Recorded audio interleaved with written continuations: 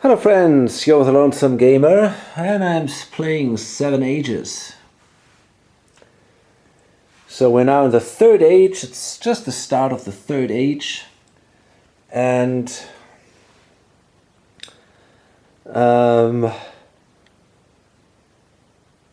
this time I'm using even a little less light than I usually do. I thought it might help with the reflection if I turn out one of the lights, and I think it might be a little better now.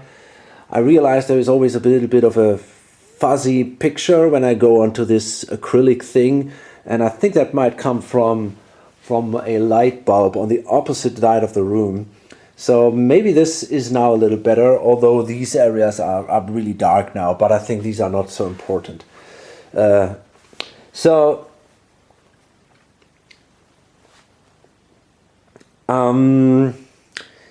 Yeah, the basic situation is that the most powerful country in the world by far is Egypt. They're scoring a lot of points, cover the most land by far, are cultural superior, have a strong fleet. Yeah, just totally dominant. They're not the most advanced though. They are still sitting in this dark age here, while we are already here. So that is okay. There they are a little bit behind. Other empires that are performing really well are the Shams here, for example, in Southeast Asia, and the Olmec over here in North America, with their cities that give them a lot of points, all these 3-point cities here. And I would say the Medes, they are growing and growing and growing, you know, not doing too much, basically always alternating between production and movement, and in that way they just constantly growing, and they are right now the second biggest empire of the world, so that's pretty impressive. Although they're not scoring a ton of points, but still it's not bad. The Finns are slowly falling back, and I think they're not going to see the end of that age. So what happened until now? Well, we've seen 2 new empires started, and I'm really happy that the Vikings entered play. That's definitely kind of cool. So they are interested in Britain. They're interested in being big on the seas. And here's the cool thing. Viking ships can enter ocean areas. No other ship can do that until now, but the Viking ships can. So they want to actually have colonies outside of Europe, and they get a point for these for having the most colonies outside of Europe.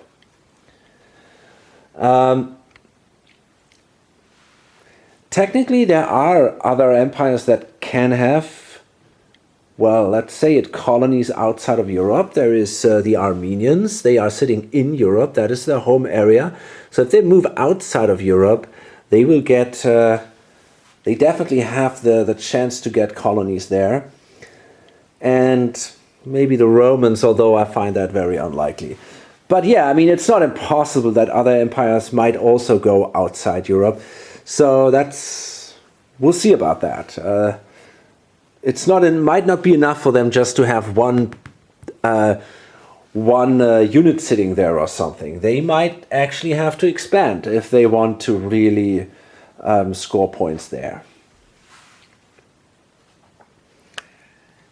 Yeah, that's pretty much it. It's kind of cool.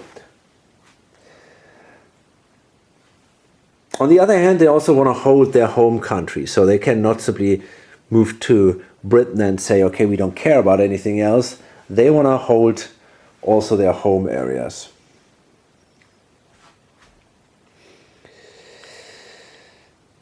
And then these guys showed up, the Jurchens, I don't know how to spell them in English. Jurchens, I have no idea. Up here in Manchuria, these guys, they want to be big in China, big in Asia, and hold their home territory. And that is really bad news for the Koreans. They already had not the best start. They were kind of defeated here by the Japanese.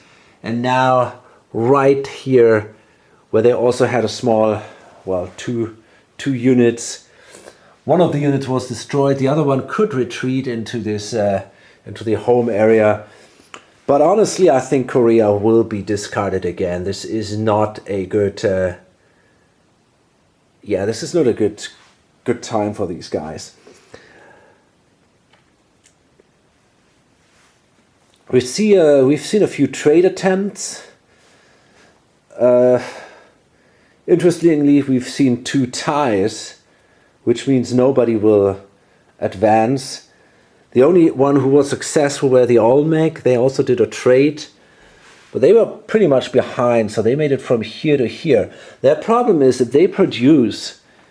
They don't have any units left to produce, nearly, maybe 1 or 2, although they have a ton of income, but they are not allowed to produce horses, and they're not allowed to produce ships. So therefore, before they wanted to do a production action, they wanted to be able to produce these catapults and the swords. So therefore, they needed to do that trade. And the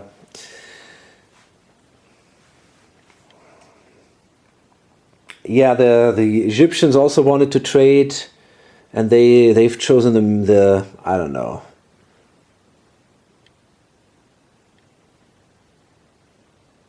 I think the Armenians or so, and yeah, that was a tie, and another tie was between the Finns and the Celts. So that was kind of weird, but yeah, that can happen.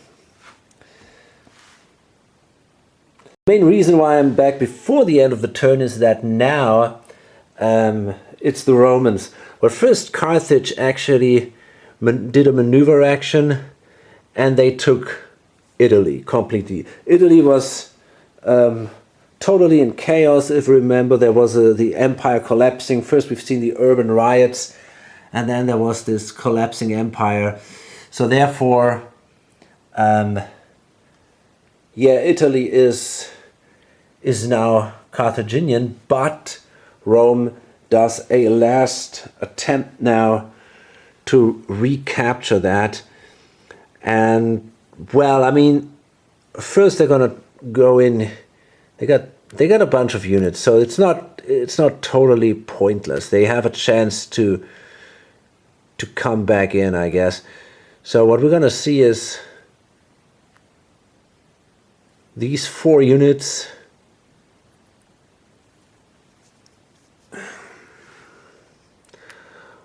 Although they know that the Carthaginians have an elephant, so they might actually leave this guy behind.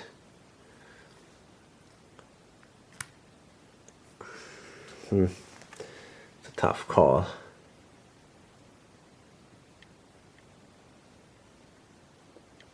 Yeah, it doesn't really matter that much, right? It's probably the best if they do it like this. So the horses don't help a lot here. And so yeah, they're going to move all in here, Cisalpine, and they're going to try a desperate attempt here with the chariots. I mean, that is pretty pointless, but I don't know what else to do. We got to recapture Rome, probably.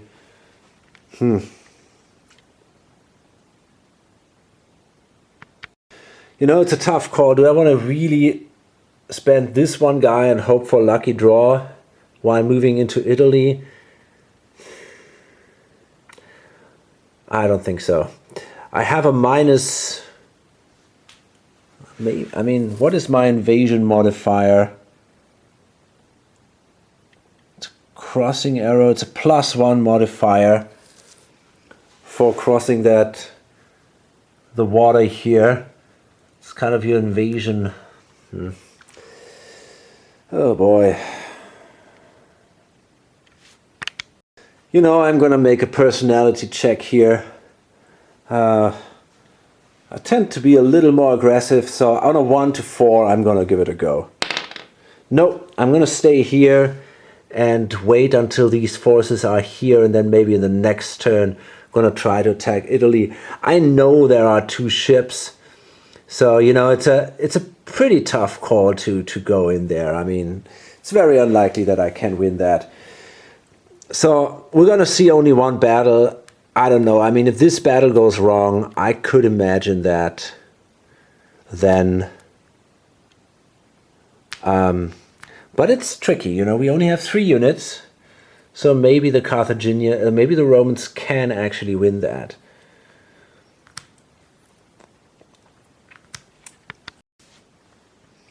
Okay, so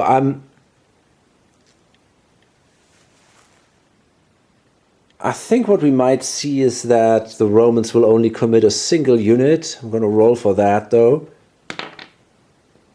And yeah, that's what happens. And Carthage will probably do the same, because they don't want to lose everything. I mean, nobody technically knows what the other one does, but still, I think that makes sense. No, Carthage is not going to do that. Oh, oh, there's another one here. Look at that. That's kind of funny. So, tricky, right? Really tricky.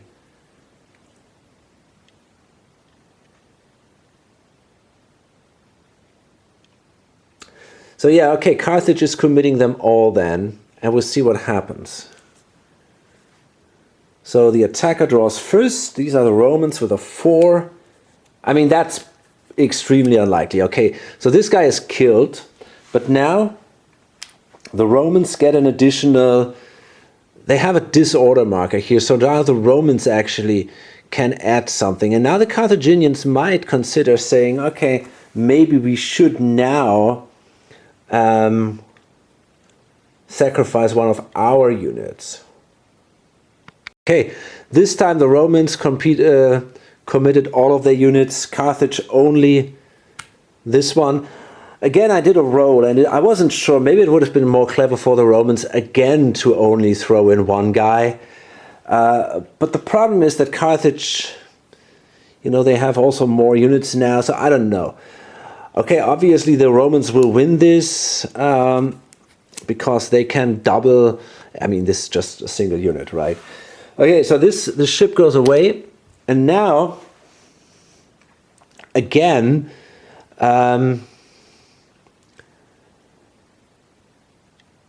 both players can actually double their values, and again it's kind of an interesting situation.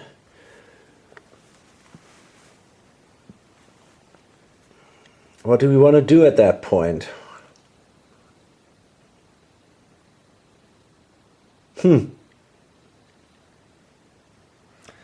It's really tricky.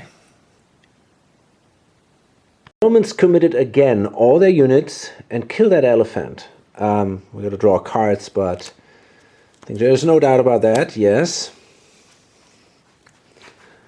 Yeah, but that is the Carthaginians' own elephant, so that's fine. But now Carthage can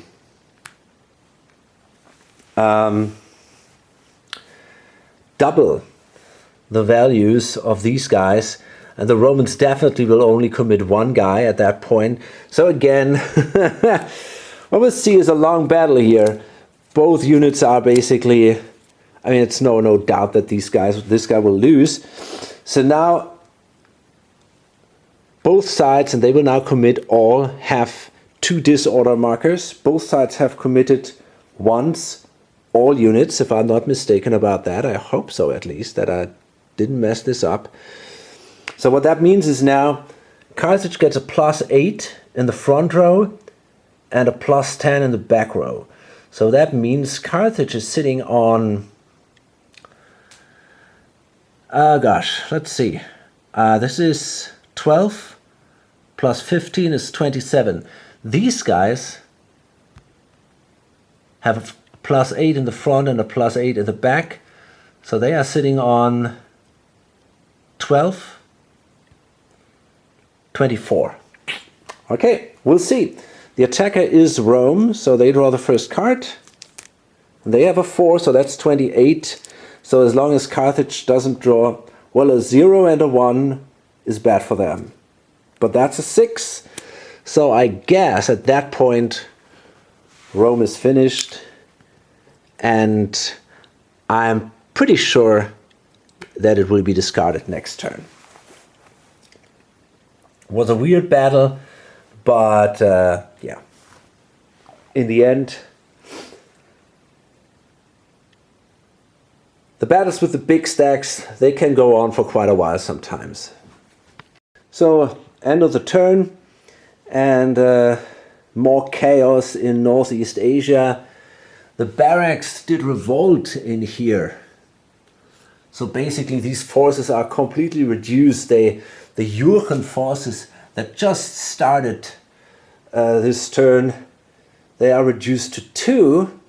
And the Koreans found a gold mine, which also made them the richest empire. So seems they're back in the game for now. Koreans scored 3 points. And hey, maybe they can buy now a few cities. And actually, they also did an urbanize action. Yeah, so I think they're in a pretty good shape here. And the other interesting thing that is the Celts, they are now Christian.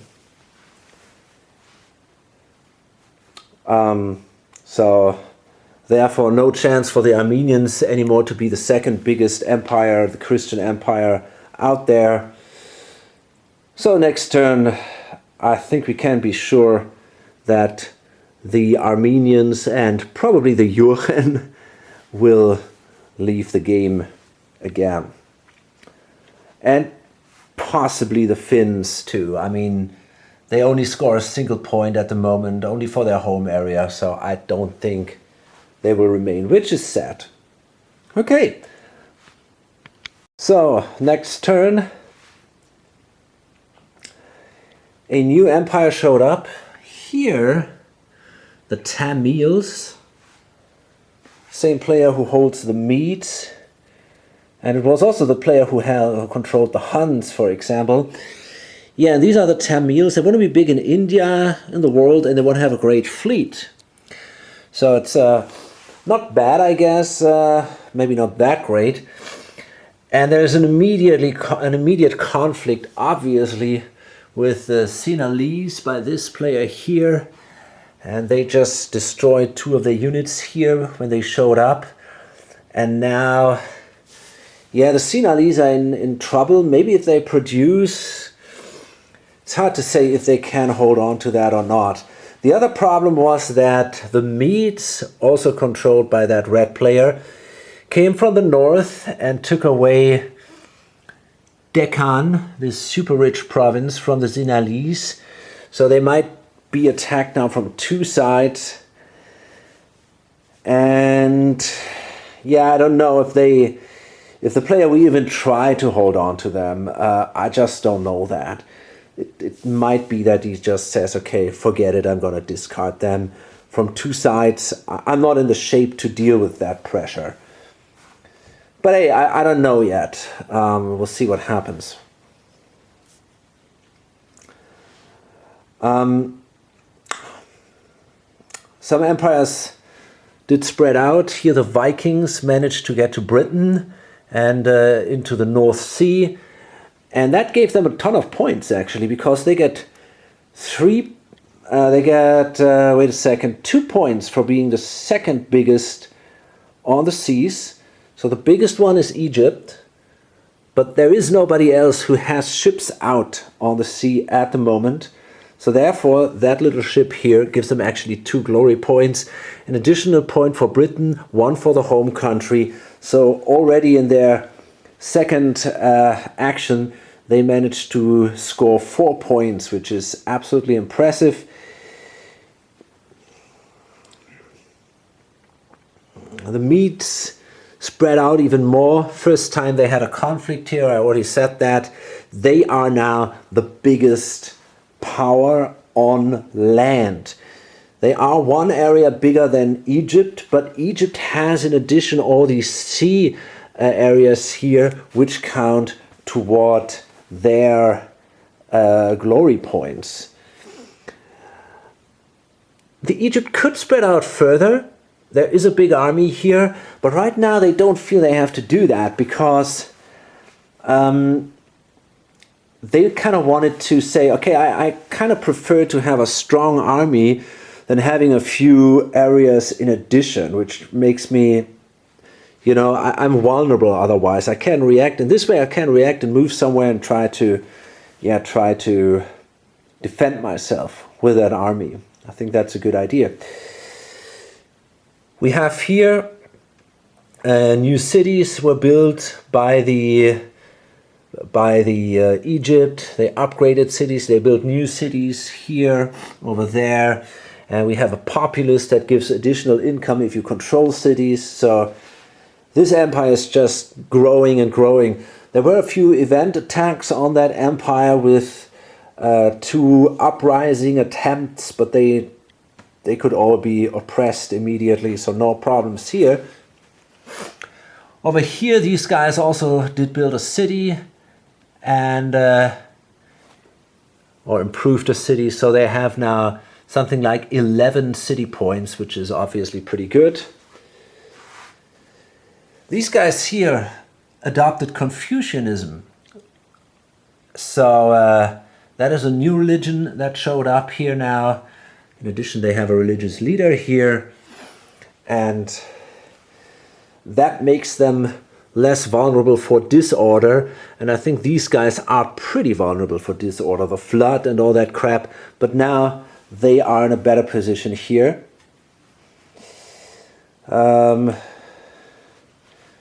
We've seen some good production actions here.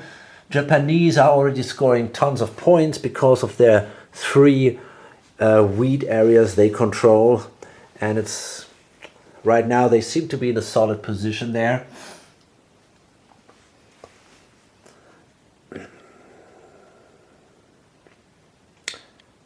Not sure if I mentioned, I think that happened already in the last turn, the Celts actually adopted Christianity. And then a few empires were discarded. We can see here the Mitanni, no, the Armenians. These were the Mitanni were already gone before. The Armenians are gone, and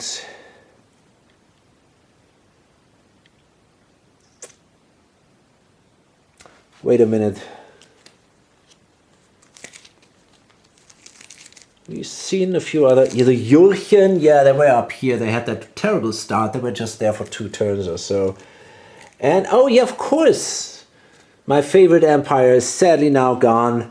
The last empire that was there from the start, the early Finns. Their time was simply over. They just scored 1 point, and that just barely...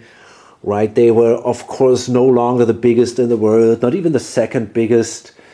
They were, I think they were not even they were not even the biggest in Europe anymore. So it was just their home country that they scored. So yeah, it was time for them to go, but that's kind of a shame. I really like them. So that means, on the other hand, that we actually don't have any empire left that was there from the start. Kind of wondering who is now the oldest empire. I think it is Egypt. I'm not totally sure, but I think it is Egypt. Yeah, pretty sure that Egypt is now the oldest empire. And probably along with the Japanese, who are also there for quite a while.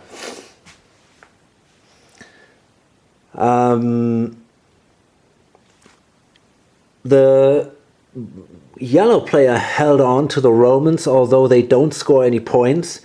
At least they don't lose any points, because they get a point for Christianity and the paved roads. That gives them 1 point. They are second in artifacts. They lose a point for their home area, but they want to hold on to this for 1 turn, because now, if they discard it, they'll be first the turn afterward, and then they can keep the black counters. So they want to hold on to these guys until that is possible. Okay, that's pretty much all what happened here.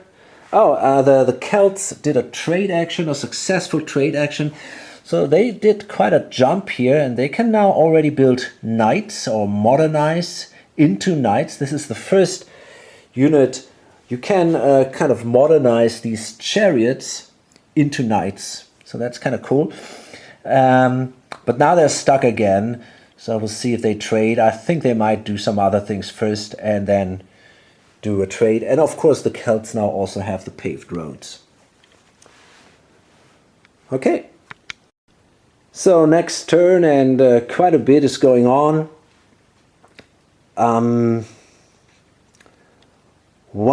Two new empires actually started.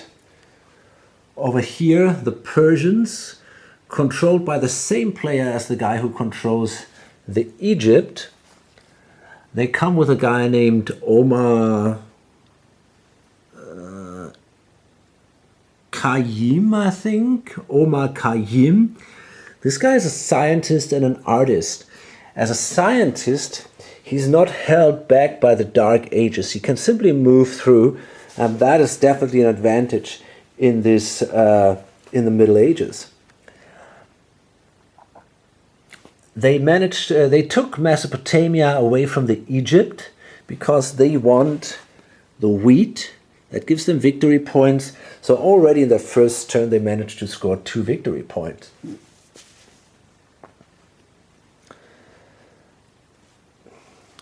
Then the Franks over here started, these guys, and they get a free movement action at the beginning. They want to be good in Europe, good in the world.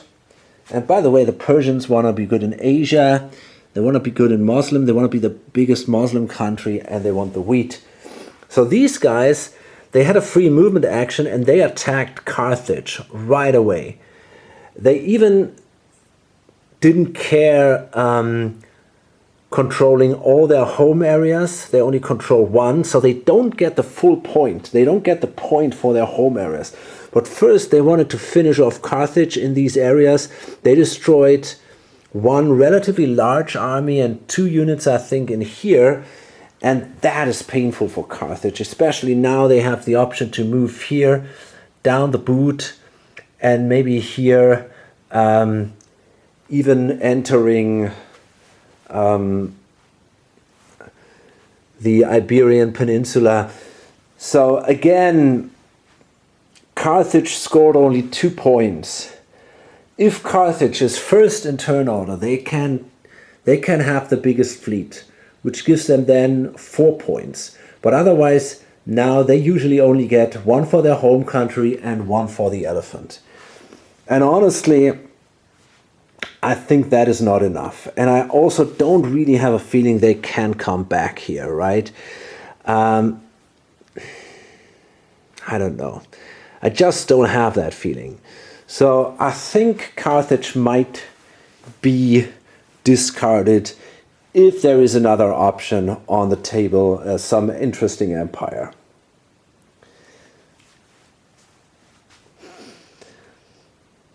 So Vikings spread out a little more. They control now good parts of the seas here, the North Sea, the Norwegian coast. So a production action here. And yeah, the first knights were actually produced by the Celts. They are the most advanced empire. A few trade attempts. The Egypt made it in age 3, which is pretty important for them. Actually, they can now also build knights.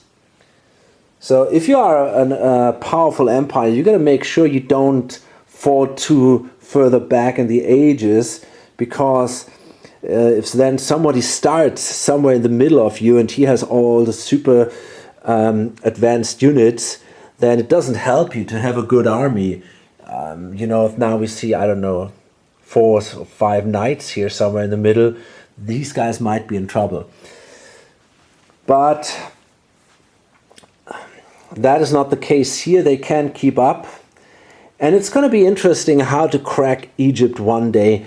Right now, I don't really see a way. Maybe there is an option. I can see some interesting event cards.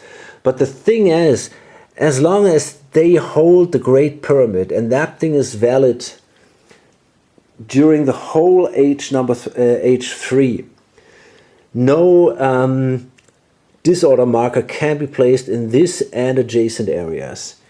So, and that is such a strong position. This is such a fertile area, and even if disorder should be here in the Middle East, you know, this is easy to get rid of because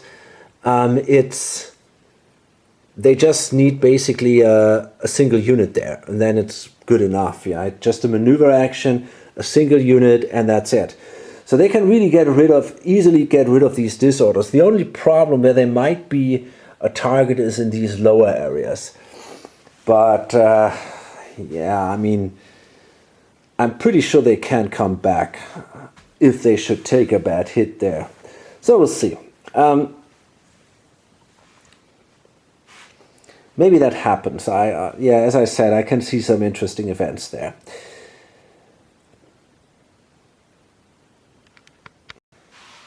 The Olmec did a production action, which gave them now also a solid army, 2 stacks of soldiers. So if someone should start now, I don't know, in Mexico City or so, they're in a good position to fight back here.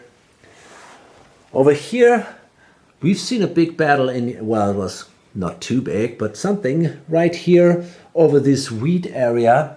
And the Koreans managed to fight back the Japanese. And yeah, it seems like at least for now they can hold this area, and they also expanded here in the north. So they kind of recovered from their bad start, but there were a lot of weird things going on there, and now it seems like they might have actually a chance to come back. However, the Japanese already scored again a lot of points. They are the biggest on the sea, and they have 2 points for the wheat, and home country, and they are also, no, they're not the richest, but I think they scored 5 points or something, and are not even in a very good shape.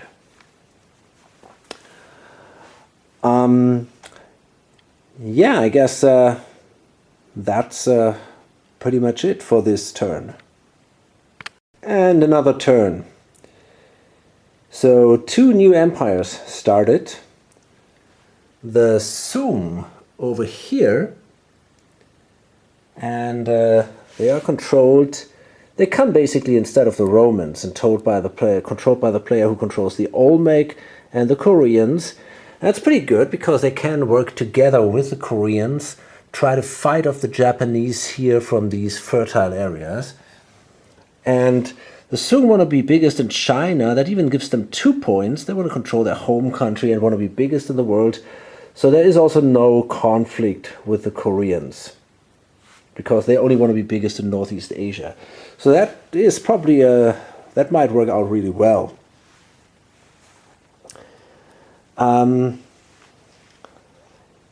Then, oh yeah, 2 really dicky moves.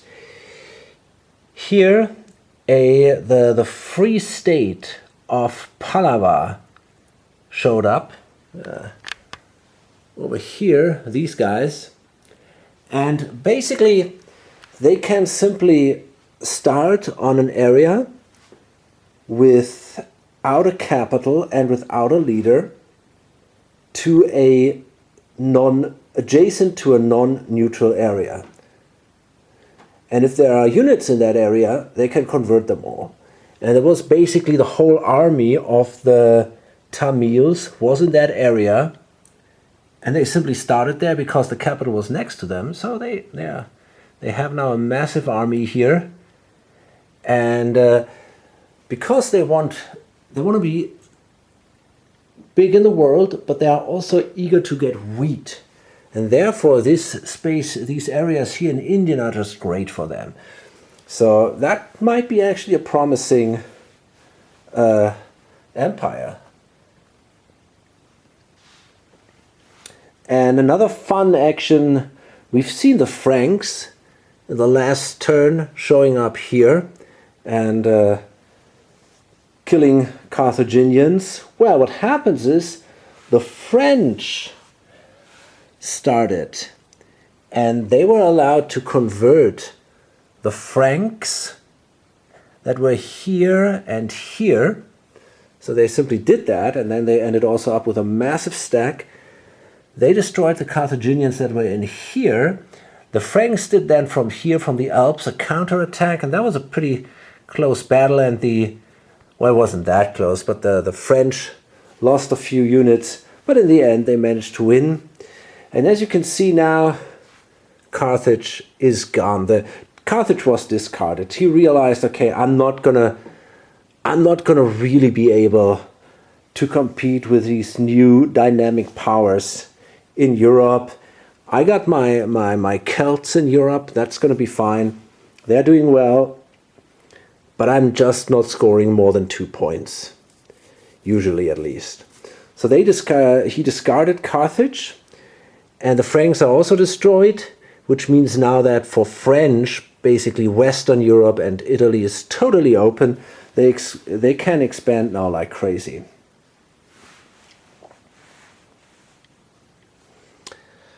And by the way, they are also interested in colonies, so they might actually consider, and that's a pretty good idea for them, they might actually simply consider moving down here.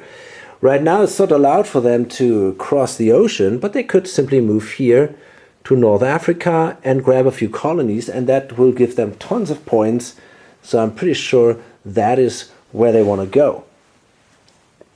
And they want to be good in arts and of course also in Europe itself. And that is, by the way, a country where I also could imagine that for some reason they might get destroyed, but they might also show up later in the game again. Because these countries are not totally removed from the game, but for example like Carthage or something, I mean they can only show up in age 2 and 1, so we won't see them again, except something totally crazy happens which like all of these comet impact which throws us back to the Stone Age or whatever. Okay, so what else happened? Storms destroyed again the Japanese fleet. That kind of throws them back again, but they still managed to score a lot of points because they found a gold mine, and that gave them tons of money. The Persians found a silver mine, which also gave them quite a bit of money. And the Celts adopted democracy, which is, in my opinion, a really good form if you government, if you're not too eager to expand, but if you're more in a defensive state. And now that they are already that big, for them it's fine, you know, they just can, if they get attacked, they can fight back, and their Christianity will allow them these kind of automatic expansion moves, right? So I think they are in a good shape there, and they might stay there maybe for a while.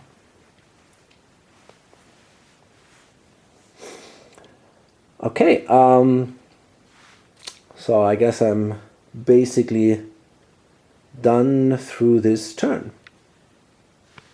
So, end of the turn, and we can see now here on the progress track that the Egypt made it at least to the end of the Middle Ages, which means for me it's a good time to load this up, and I also need a break now. I played this game now for, I don't know, a lot. I mean, basically I need for each turn about 90 minutes, and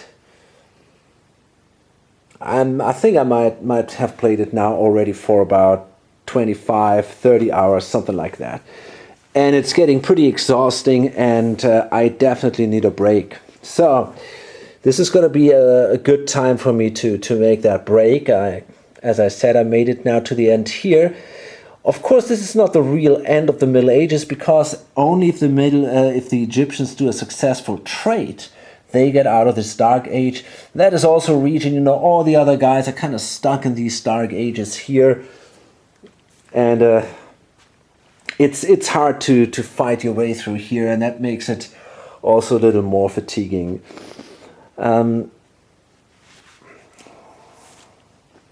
So what happened in this turn, let's see. No new empires started. This guy is only sitting on the Celts. He would love to start an empire, but he only had crap, so he did a destiny action and basically ended up with more crap. So I'm not sure what he's going to do. I mean, he has something he can start, and maybe he's going to go with it better than having nothing.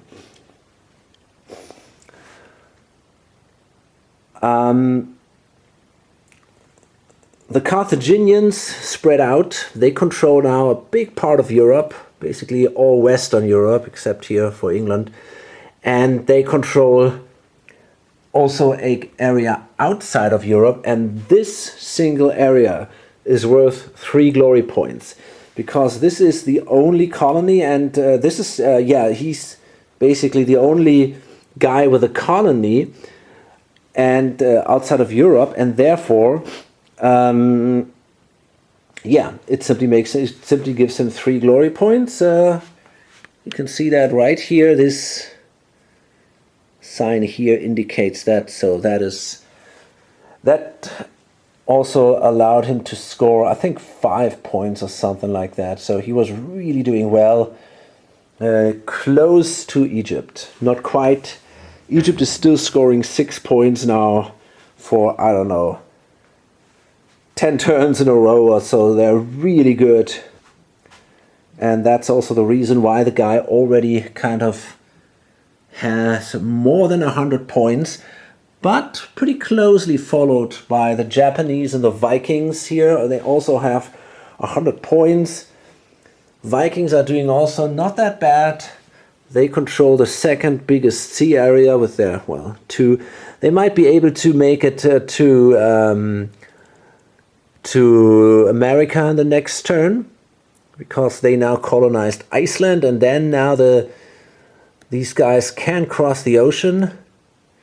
Remember, they have to stay always adjacent to their own sea area, to a land area, or they go.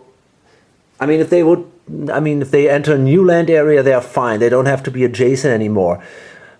But there cannot be another sea or ocean area between these guys and one of their own controlled land areas. So that's why they had to control either Greenland or Iceland before they can make their way to America.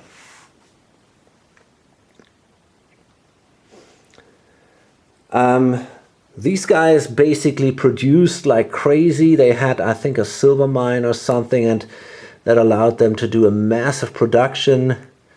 They were mainly restricted by the control of their areas. And then they played, I think it was a rare conjunction, which allowed them to do a second action immediately. So they spread out a bit, and they conquered a few areas from the Medes here. The reason why they go in this direction is, well, first they don't want to hurt the Egypt, obviously, because of their own player, and they are eager to get wheat. So eventually they want to move into India.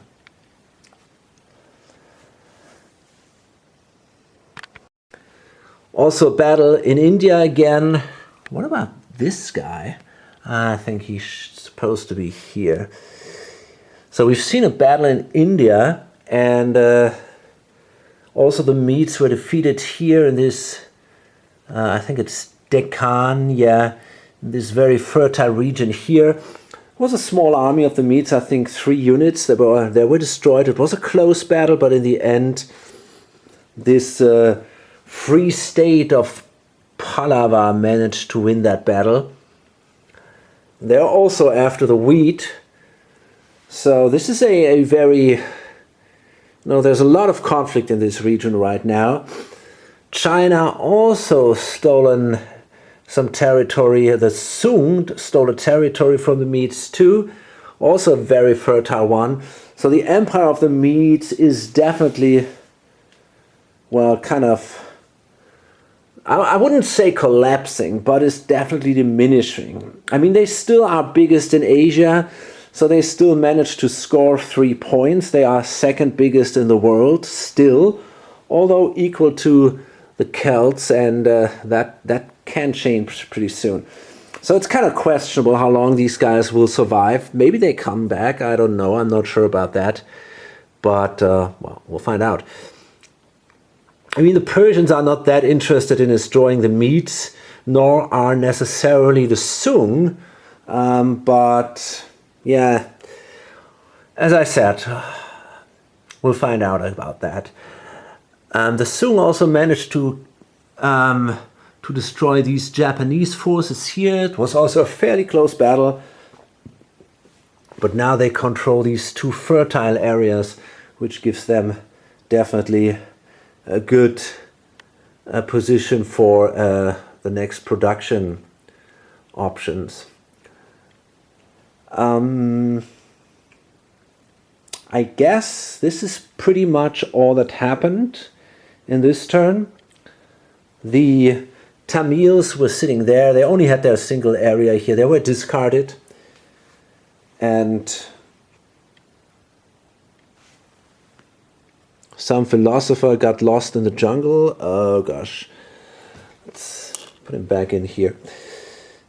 Yeah, so I'm from now done with it.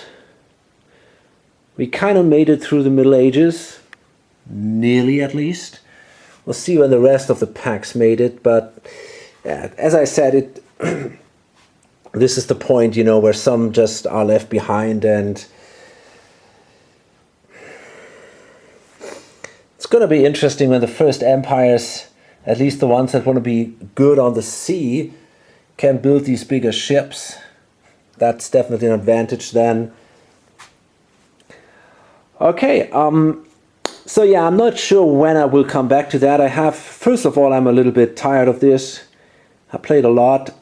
Second of all, I have a busy week before me. I